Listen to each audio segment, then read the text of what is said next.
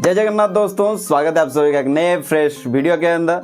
तो गाइज आज के इस वीडियो में हम लोग बात करेंगे एक ऐसे कैरियर के ऊपर जो इस टाइम पे पूरा ट्रेंड पे है, पूरा डिमांड में है, डेटा साइंस। तो अगर आप लोग ये सोच रहे हैं कि 2025 के अंदर कैसे मैं एक डेटा साइंटिस्ट बन सकूं, तो आप लोग बिल्कुल सही वीडियो में आके पहुंचे हो। और मैं आपको इस वीडियो के अंदर पूरा डिटेल जानकारी दूंगा कि भाई कैसे आप लोग एक डेटा साइंटिस्ट बन सकते हो या फिर क्या क्या स्किल्स जरूरत पड़ेंगी, और इस सब के ऊपर आज के इस वीडियो में हम लोग बात करेंगे। तो चलो भाई, without losing any more time, let's शुरू द वीडियो। अगर 2025 के अंदर आप लोग को एक डेटा साइंटिस्ट बनना चाहते हो तो आप लोगों को कुछ स्किल्स सीखना पड़ेगा, स्किल्स के ऊपर मास्टर बनना पड़ेगा, ठीक है, मास्टर करना पड़ेगा। तो मैं एक एक करके कुछ स्किल्स यहाँ पर लिख के रखा हूँ, आप लोगों को मैं बताऊंगा इस वीडियो के अंदर। तो सबसे पहले तो आप लोगों को एक प्रोग्रामिंग लैंग्वेज सीखना है। मतलब प्रोग्रामिंग लैंग्वेज तो बहुत सारे हैं, जैसे कि जावास्क्रिप्ट, सी प्लस प्लस, बहुत सारे हैं, सी शार्प, बहुत सारे प्रोग्रामिंग लैंग्वेजेस हैं। पर in the case of data science आपको एक प्रोग्रामिंग लैंग्वेज जैसे कि आर या फिर पाइथन, क्योंकि डेटा साइंस के अंदर ये दोनों ही मोस्टली यूज होते हैं। और उससे भी अगर पूरा परफेक्टली मैं बोलूँ तो भाई पाइथन एक मोस्ट यूजफुल प्रोग्रामिंग लैंग्वेज है in the case of data science. क्योंकि भाई देखो, डेटा साइंस के अंदर आप लोग बहुत सारे विजुअलाइजेशन भी करोगे, जो डेटा साइंस मतलब डेटा एनालिस्ट का जैसा कुछ काम रहता है वहाँ यहाँ पर भी कुछ काम रहेगा वैसा ही कुछ। पर यहाँ पर जो डेटा साइंटिस्ट रहता है उसका काम कुछ ज्यादा होता है, ठीक है, डेटा एनालिस्ट थोड़ा ज्यादा होता है। तो मैं क्यों बोल रहा हूँ कि पाइथन सीखना है, कि भाई देखो पाइथन एक ओपन सोर्स प्लेटफॉर्म है, मतलब ओपन सोर्स प्रोग्रामिंग लैंग्वेज है।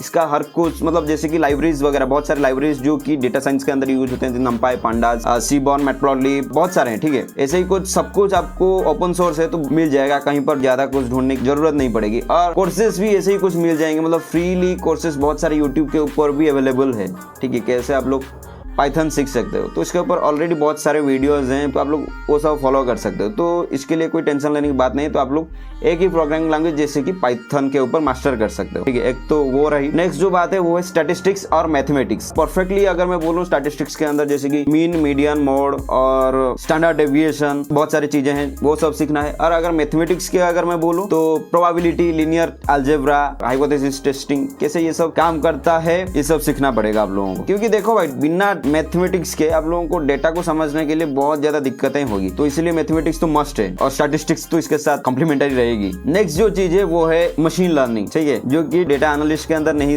यूज होता इतना, पर in the case of data scientist के अंदर आप लोगों को ये चीज तो मास्टर ही करना है। क्योंकि भाई देखो, ये जो मशीन लर्निंग है, डिफरेंट चीजें इसके अंदर यूज होती है डेटा साइंस के अंदर, जैसे कि supervise algorithm, supervise learning, unsupervise learning, और न्यूरल नेटवर्क, डीप लर्निंग, और जो natural language processing NLP, large language model LLM, वो सब भी सीखना है यहाँ पर। मशीन लर्निंग के अंदर ये सब कुछ आप लोगों को देखने के लिए मिलेगा। तो मशीन लर्निंग तो भाई मास्टर करना ही करना है अगर आप लोग एक फ्यूचर रेडी डेटा साइंटिस्ट बनना चाहते हो। और नेक्स्ट जो चीज है वो एक जो डेटाबेस फेच करने के लिए एक लैंग्वेज जैसे कि SQL, स्ट्रक्चर क्वेरी लैंग्वेज। क्योंकि भाई देखो, आप लोगों को डेटा फेच करना है ना डिफरेंट डेटा सोर्सेज से, तो यहाँ पर आप लोगों को डेटा को लाना पड़ेगा। तो फिर डाटा के बारे में कुछ नॉलेज तो होना चाहिए ना पहले से, तो इसलिए आप लोगों को SQL मस्ट है भाई। SQL भी सीखना है। SQL के अंदर आप लोग पोस्टग्रेसक्यूएल मतलब SQL सीख सकते हो। मैं SQL बोल रहा हूँ, एक चीज है, ठीक है, SQL और SQL एक ही चीज है। तो आप लोग पोस्टग्रेस सीख सकते हो या फिर MySQL सीख सकते हो, ये दोनों मोस्टली यूज होते हैं। अगर मैं परफेक्टली भी बोलूँ ये दोनों से, पोस्टग्रेसक्यूएल और MySQL से, आप लोग MySQL प्रेफरेबली सीखो। आप लोग ये आपके लिए बहुत ज्यादा काम में आएगा, ठीक है। नेक्स्ट एक चीज है भाई कि डेटा विजुअलाइजेशन टूल, जैसे कि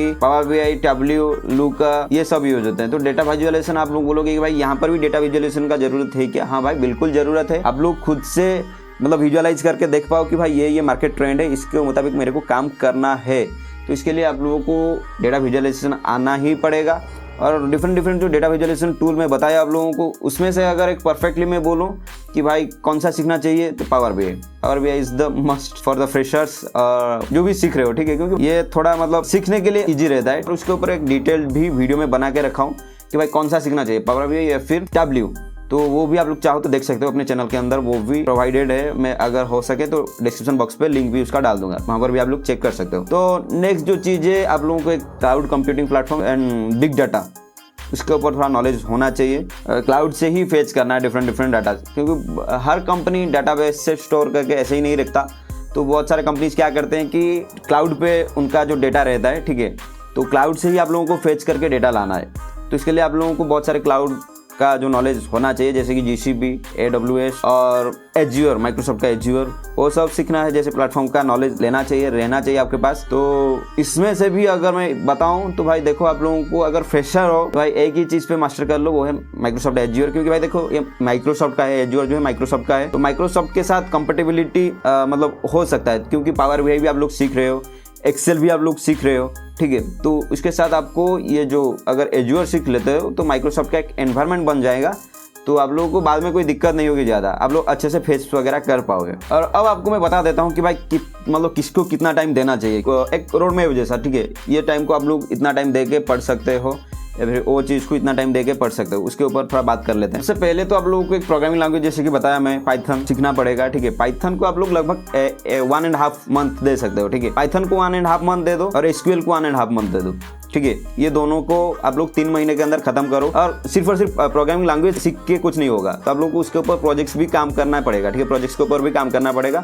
थोड़ा बहुत डाटा लाओ, आप खुद से ही ट्राई करो कि क्या क्या कर सकते हो आप लोग, क्योंकि भाई सिर्फ लैंग्वेज सीख के कुछ नहीं कर पाओगे, ठीक है। उसको यूज केसेस भी जानना जरूरी है। तो पाइथन को अगर सीख रहे हो तो पाइथन को थोड़ा बहुत नॉलेज ले लो, उसके बाद प्रोजेक्ट्स के ऊपर काम करो। मैं तो फोकस ये करता हूँ कि भाई देखो, अगर आप लोग सिर्फ सीख रहे हो ना, ट्यूटोरियल देख रहे हो या फिर सीख रहे हो, उसमें से कुछ नहीं होने वाला।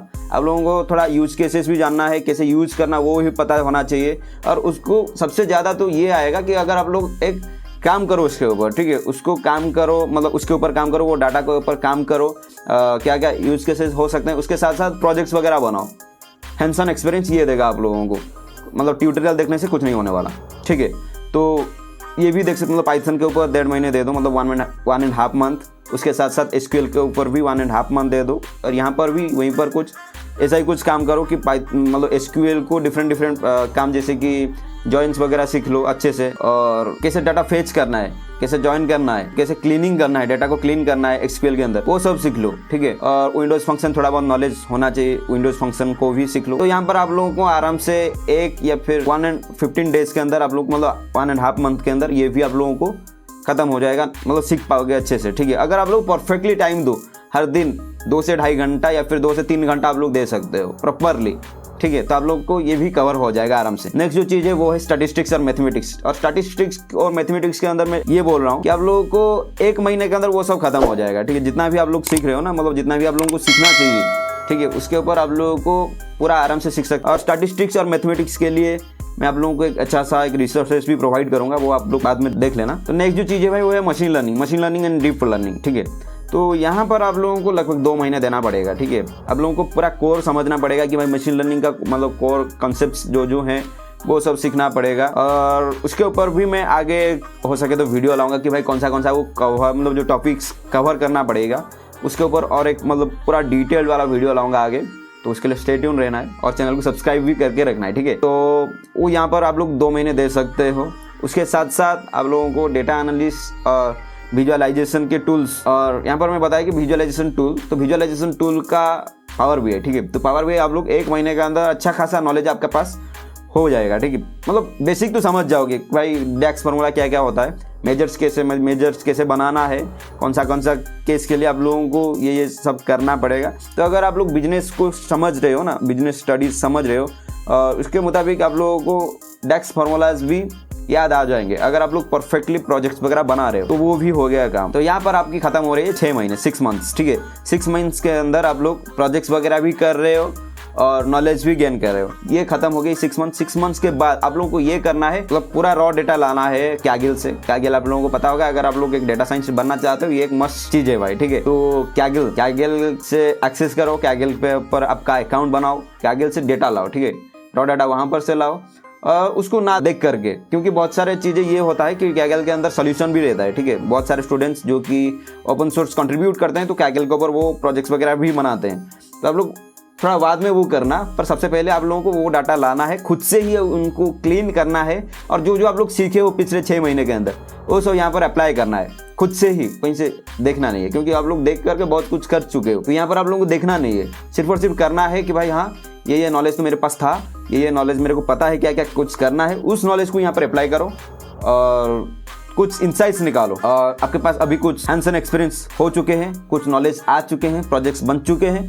तो यहाँ पर अब आप चीज़ ये है कि आप लोगों को एक रिज्यूमे बनाओ आपका खुद का, ठीक है। रिज्यूमे बनाने के साथ उसके साथ साथ एक पोर्टफोलियो वेबसाइट भी बनाओ। अगर आप लोग एक रिज्यूमे बनना चाहते हो उसके ऊपर भी मैं डिटेल्ड वीडियो बना चुका हूँ, और एक पोर्टफोलियो वेबसाइट बनाना चाहते हो उसके ऊपर भी मैं वीडियो एक बना चुका हूँ, तो वो भी आप लोग जा करके चेक कर सकते हो अपने वीडियोस के अंदर, या फिर मैं उसका भी हो सके तो लिंक भी डाल दूंगा डिस्क्रिप्शन बॉक्स पे के अंदर। तो ये थी कुछ जो रोड मैप, ठीक है। तो अभी मैं कुछ फ्री रिसोर्सेज बताना चाहता हूँ। फ्री रिसोर्सेज आप लोगों को कहाँ से कुछ सीखना है उसका भी थोड़ा बहुत नॉलेज होना चाहिए ना। तो सबसे पहले पाइथन, मतलब पाइथन आप लोगों को सीखने के लिए बहुत सारे कोर्सेज, बहुत सारे जो चीजें हैं, जैसे कि पाइथन आप लोग को अगर पूरा सीखना चाहते हो तो भाई कोड विथ थियरी, ठीक है, यूट्यूब चैनल आप लोगों को पता होगा, जो भी ये फील्ड के अंदर आना चाहते हो तो भाई पाइथन का एक अच्छा सा उनका एक मतलब कोर्स है, कोड विथ थियरी का, तो वो जा करके चेक कर सकते हो। पूरा पाइथन का पूरा डिटेल समझाएं वहाँ पर। और अगर एसक्यूएल की मैं बात करूँ तो एसक्यूएल भाई आप लोग एक अंकित बंसल करके एक यूट्यूब चैनल है, वहाँ से जा करके आप लोग सीख पाओगे, वो भी अच्छा खासा पढ़ाते हैं। और नेक्स्ट जो चीज है वो है मशीन लर्निंग और डीप लर्निंग। तो भाई machine learning and deep learning के लिए मैं सजेस्ट करूंगा कि भाई क्रिस नायक करके एक यूट्यूब चैनल है, वहाँ पर जा करके सीख सकते हो। या फिर अगर थोड़ा बहुत पैसा आप लोग दे सकते हो तो आप लोग जा करके चेक कर सकते हो। एंड्रयू एनजी करके एक मशीन लर्निंग का कोर्स है कोर्सेरा के अंदर, ठीक है। ये थोड़ा पेड है, मतलब पेड तो ज्यादा नहीं बोलूंगा कि भाई जो फाइनेंशियल एड करके उनका कुछ ऑप्शन रहता है कोर्सेरा का, वो एक्सेस करके आप लोग ले सकते हो। लगभग 99 या फिर 100 रुपीज के अंदर एक कोर्स आपको देखने के लिए मिल जाएगा। नेक्स्ट जो चीज है वो है अपना स्टैटिस्टिक्स और मैथमेटिक्स। तो यहाँ पर भी स्टैटिस्टिक्स एंड मैथमेटिक्स आप लोग सीख सकते हो, वहीं क्रिस नायक सर से, ठीक है, वो जा करके आप लोग पढ़ सकते हो। और मार्केट के अंदर ट्रेंड्स वगैरह कुछ जानना चाहते हो, नॉलेज जानना चाहते हो, तो अपना तो चैनल है ही, वो जा करके चेक कर पाओगे। और अगर मैं पेड कोर्सेज की बात करूँ, क्या क्या ऑप्शंस हैं आपके पास, तो कोड बेसिक्स का मतलब पेड कोर्स है, ठीक है, वो डाटा साइंस पढ़ाते हैं, मतलब बहुत ही मिनिमल अमाउंट के अंदर, ठीक है, वो भी आप लोग जा करके चेक कर सकते हो। और उसके साथ साथ आपको यूडेमी, उससे भी सस्ता में यूडेमी मिल जाएगा, यूडेमी भी आप लोग सीख सकते हो, ठीक है। और जैसे कि मैं बताया कि भाई सिर्फ और सिर्फ ये जो ट्यूटोरियल देख करके आप लोगों को कुछ नहीं होगा, और ये जो रोड में बार बार देखने से कुछ नहीं होगा। आप लोग जस्ट स्टार्ट करो भाई, अभी से स्टार्ट करो, जल्दी से जा करके। ये वीडियो खत्म हुआ, अभी जा करके जल्दी से रिसोर्सेज जो भी मैं बताया हूँ वो जा करके स्टार्ट करो उससे, ठीक है। आप लोगों को अच्छे से मालूम हो जाएगा कि भाई हाँ मेरे को ये करना है, और आप लोगों को करना भी चाहिए, और ज्यादा टाइम यहाँ पर गवाओ मत। और मैं तो ये भी बोल रहा हूँ कि भाई आप लोग जो ट्यूटोरियल देख रहे हो ना, ट्यूटोरियल जितना कम हो सके वो देखो, और प्रोजेक्ट जितना ज्यादा हो सके वो करो, ठीक है। अगर प्रोजेक्ट्स के साथ आप लोग सीख रहे हो तो नॉलेज आपका बहुत कुछ इंक्रीज होने वाला है, और कहाँ पर अच्छे से यूज उसका होगा वो भी आप लोगों को पता चल जाएगा, ठीक है। तो ये थी कुछ बातें गाइस जो कि आप लोगों को समझाना था, बताना था। ये कुछ ऐसे ही कुछ करके आप लोग एक डेटा साइंटिस्ट बन सकते हो 2025 के अंदर। तो आज के लिए इतना ही गाइस, मिलते हैं अगला एक वीडियो के अंदर, तब तक के लिए bye bye, take care and piece.